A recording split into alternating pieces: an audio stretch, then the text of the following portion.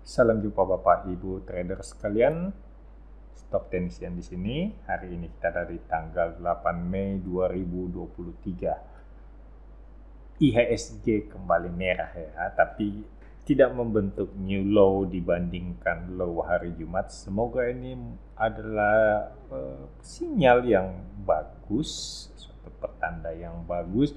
IHSG mulai berkurang tekanannya sehingga kita bisa melihat IHSG segera hijau. Ya, ini sih harapan ya, karena agak tersiksa juga kalau lihat IHSG merah, meskipun keadaan yang membuat IHSG merah ini di luar sana masih banyak beritanya, sehingga ya kita sebagai trader hanya bisa mengikuti. Mungkin kita bisa memanfaatkan untuk membeli beberapa barang yang agak kemerah-merahan, sehingga pada saat IHSG kembali menghijau, kita udah siap dengan sejumlah saham baru di tangan kita.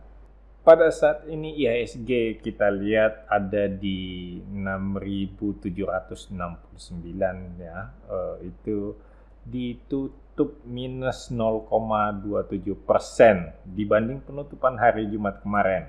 Tapi teman-teman lihat ya, seperti tadi kita bilang, di sini tidak ada new low. Low-nya itu tidak lebih rendah daripada low di candle hari Jumat.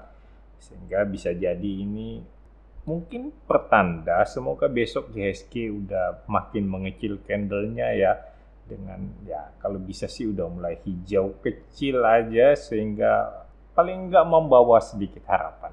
Saya sih masih berharap IHSG kembali ke atas, paling nggak ke sekitar 6.800 sekian, di sekitar sini ya. Ada di Fibonacci 38,2, saya kira itu harga atau area yang cukup bagus untuk target rebound IHSG. Kawan-kawan yang baru ketemu channel Stock Technician, selamat datang, selamat bergabung. Channel Stock Technician adalah channel yang senantiasa melakukan pembahasan harga saham di Bursa Efek Indonesia secara teknikal, sehingga teman-teman yang ya mungkin tertarik dengan analisa teknikal, jangan ragu-ragu, langsung saja subscribe, karena kita akan selalu melakukan analisa teknikal terhadap pergerakan harga-harga saham di Bursa Efek Indonesia. Mungkin teman-teman punya saham yang ingin dibahas, saham yang ke bawah dalam mimpi, silahkan tuliskan di kolom komentar. Kita akan bahas di video berikutnya. Mari kita lihat saham BEFIK. Nah, saham BEFIK seperti teman-teman lihat ini masih ada dalam fase sideways. Nah, hari Jumat kemarin kita lihat ada upaya untuk penembusan resisten, tapi ternyata hari ini kembali di bawah, masih di sekitar area kotak kuning, dan kayaknya sih ini masih akan turun beberapa hari lagi, masih akan merah, mengingat volumenya hari ini ya kita lihat masih cukup besar dibanding beberapa hari sebelumnya. Jadi kita kayaknya masih akan melihat BEFIK merah dalam candle berikut. Tapi kalau kita lihat secara tren jangka pendeknya ya udah mulai ada higher high dan higher low. Selain itu MACD kita lihat dalam posisi golden cross, walaupun masih ada di bawah 0, tapi ya ini akan kita baca sebagai BEFIK akan bergerak atau masih bergerak sideways, trendless, tapi akan cenderung untuk naik.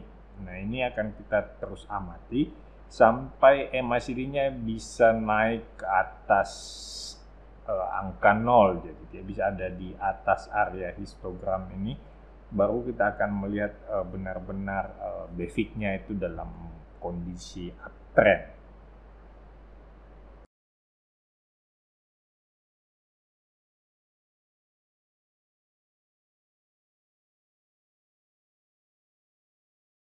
Mari kita lihat BKSW. BKSW masih ada di bawah.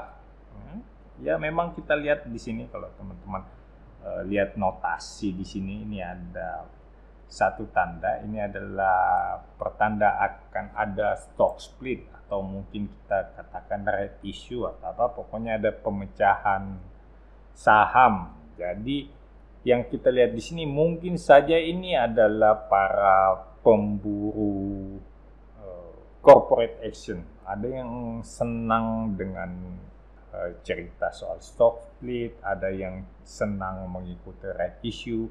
Dia kita nggak tahu lah apa motifnya, tapi memang biasanya menjelang corporate action itu harga menjadi lebih menarik.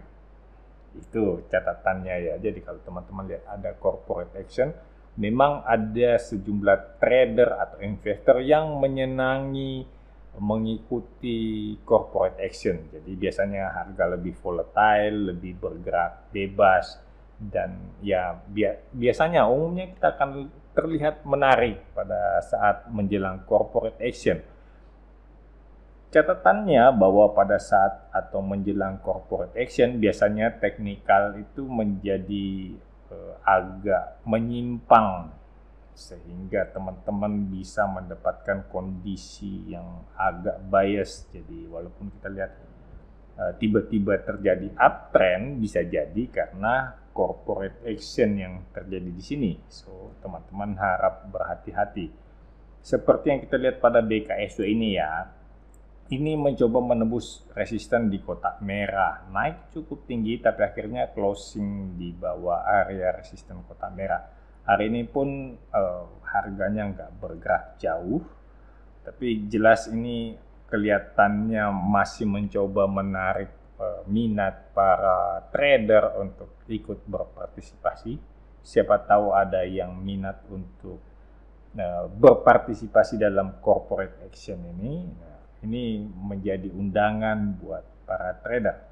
Tapi sejauh yang saya ikuti ya, sejauh yang beberapa kali saya amati, biasanya harga ini akan kembali stabil setelah corporate action. Jadi pada saat ini mungkin harganya sengaja dikerek naik, setelah itu ya harga akan kembali normal. Begitupun pada saat menjelang corporate action tiba-tiba harganya turun, setelah corporate action harganya akan kembali stabil sebelum berita mengenai corporate action itu menyebar. Jadi kalau kita lihat ya ini menjelang corporate action harganya udah mulai dinaikkan. Ya mungkin setelah corporate action harganya akan kembali ke tren semula. Makanya teman-teman yang punya BKSW saya harap lebih hati-hati.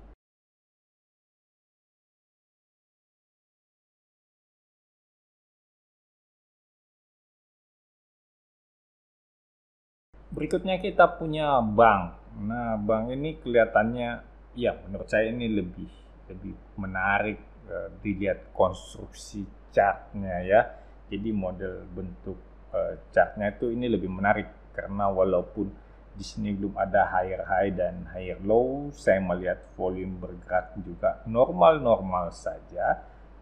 Dalam bayangan saya sini harga akan naik perlahan-lahan. Ya, ini ada uptrend yang saya kira ini tidak ditopang dengan berita apapun sehingga naiknya akan perlahan-lahan atau bahkan mungkin akan terlihat seperti sedang sideways, tidak menarik karena pergerakannya yang lambat.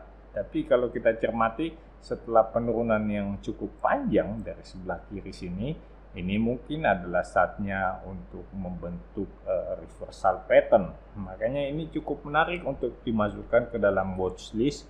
Ditunggu perkembangannya. Kalau misalnya ada tanda-tanda reversal dan terkonfirmasi, saya kira saham ini akan menjadi sangat menarik.